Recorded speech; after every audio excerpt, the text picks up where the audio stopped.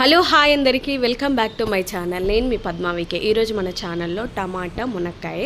Actually నేను టమాటా మునక్కాయ అని టైటిల్ పెడదాం అనుకుంటే నా పిల్లలు డొమెస్టిక్ అని పెట్టారు. ఇక వాళ్ళు ఇంగ్లీష్ చదువుతున్నారు కదా, ఆ మాత్రం పెడతారులే అనేసి అయితే అనుకొని డొమెస్టిక్స్ రెసిపీ అని పెట్టాను. అర్థం కాకపోతే ఓకే, అర్థమైన వాళ్ళు ఉన్నారు, అర్థం కాని వాళ్ళు నా అలాగే తెలుగు వచ్చిన వాళ్ళే ఉండొచ్చు. మేబీ మునక్కాయలు అనమాట. టమాటాలు ఎక్కువగా ఉన్నాయి. చాలా వరకు అయితే ఇక జీలకర్ర, వెల్లుల్లిపాయలు. యాక్చువల్లీ ఉల్లిగడ్డలు అయిపోయినాయి ఇంట్లో.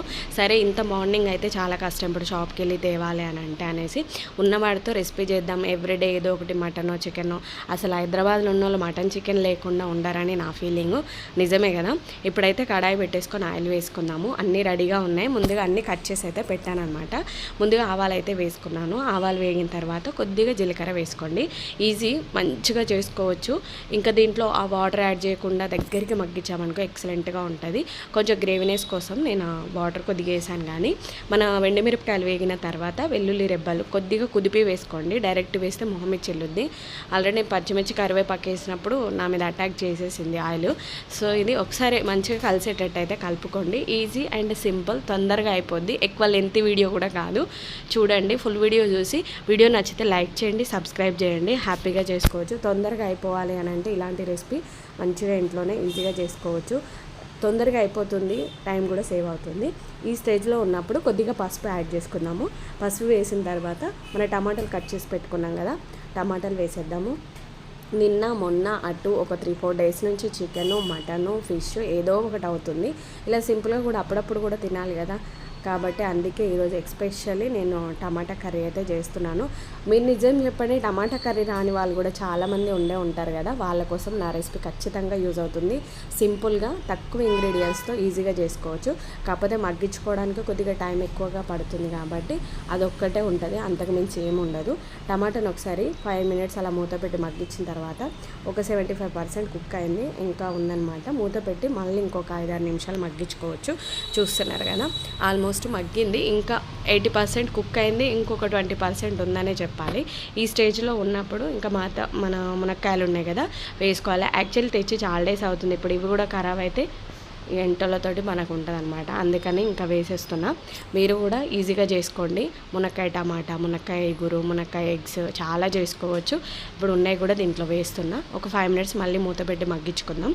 చూసారు కదా, ఇంకా 90% కుక్ అయింది. ఇంకొక 10% ఉంది. ఆల్మోస్ట్ అయిపోయినట్టే. ఇంకొంచెం కారం వేసి కొద్దిగా వాటర్ యాడ్ చేసుకోవాలి. మనకి కొంచెం గ్రేవీనెస్ ఉంటే తినడానికి కూడా బాగుంటుంది. కాబట్టి స్మెల్ మాత్రం అదిరిపోయింది.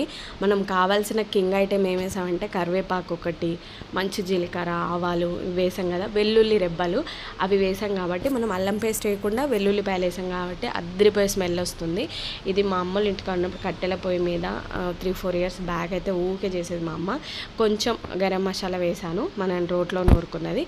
ఈ స్టేజ్లో ఉన్నప్పుడు కారం చూసి వేసుకోవాలి. ఆల్రెడీ మనం పచ్చిమిర్చి వేసాం కదా, సో ఇంకా ఇది మంచిగా అన్నీ కలిసేటట్టు కలుపుకొని కొద్దిగా వాటర్ యాడ్ చేసుకున్నాము. ఓవర్గా కూడా వేయొద్దు, ఎక్కువ వాటర్ అయిపోతాయి. చిన్నప్పుడు 2 టమాటాలతో ఎక్కువ కర్రీ చేసి 5-6 ఇంట్లో తినేవాళ్ళము. ఇప్పుడు 10 టమాటాలు వేసి కొద్దిగా వాటర్ వేస్తే 4 కూడా సరిపోవట్లేదు. మేము అప్పుడు 6-7 మెంబర్స్ తినేది. 3-4 టమాటాలు వేస్తే జమానా అట్లా మారింది, ఇంకేం చేయలేం కదా. ఇదైతే అంతా కలిసేటట్టు కలుపుకొని సాల్ట్ కూడా వేసుకోవాలి. స్టేజ్లో ఉన్నప్పుడు సాల్ట్ వేసుకున్నాము. మెయిన్ సాల్ట్ కదా, సాల్ట్ సరిపోకపోతే ఇక కూర వేస్ట్ అయిపోతుంది.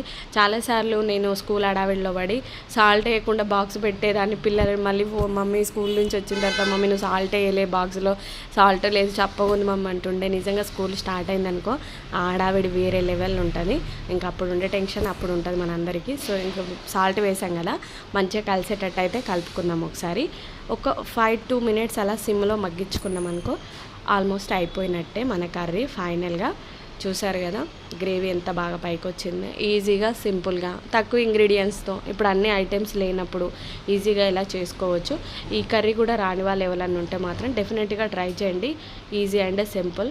మెయిన్ మనం కరివేపాకు ఎక్కువగా వేసాం కాబట్టి అద్దరిపోద్ది స్మెల్. వెల్లుల్లి రెబ్బలు వేసాం మనం, ఆనియన్స్ వేయకుండా. సూపర్గా ఉంటుంది టమాటా కర్రీ. కాబట్టి డెఫినెట్గా ట్రై చేయండి. నా వీడియో నచ్చితే లైక్ చేయండి, సబ్స్క్రైబ్ చేయండి, సపోర్ట్ చేయండి. ఈ స్టేజ్లో ఉన్నప్పుడు కొత్తిమీర యాడ్ చేస్తున్నాను. కొత్తిమీర పైకి కనిపిస్తే మా వాళ్ళు తీసి పక్కన పెడతారు. ఇందులోనే కుక్ అయిపోయింది అనుకో ముద్దకి లాగించేస్తారు. కాబట్టి పిల్లలు ఉన్న ఇంట్లో ఇలాగ అడ్జస్ట్ అవ్వాల్సిందే, తప్పదు. కాబట్టి అన్నీ కలిసేటట్టు మంచిగా కలుపుకొని ఉప్పు కారాలు అన్నీ సరిపోయా లేదా చూసుకుందాము. నేను టమాటా పులుపు ఉండదు కాబట్టి కారం కొంచెం సరిపడా వేసుకోండి.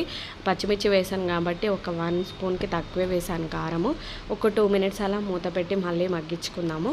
ఎందుకంటే గ్రేవీనెస్ కొంచెం తగ్గి కొంచెం కుక్ అవ్వడానికి బాగుంటుంది కాబట్టి. సో ఇదన్నమాట. ఫైనల్గా మన టమాటా కర్రీ అయిపోయినట్టే. ఈ స్టేజ్లో ఉన్నప్పుడు ఇంకా స్టవ్ ఆఫ్ చేసుకుంటే సరిపోతుంది. ఆ వీడియో నచ్చితే లైక్ చేయండి, సబ్స్క్రైబ్ చేయండి, షేర్ చేయండి. మీ విలువైన కామెంట్ కూడా నాకు పెట్టండి, ఎందుకంటే ఎలా చేశాననేది తెలియాలి కదా. Thank you for watching. Curry అయితే అయిపోయింది.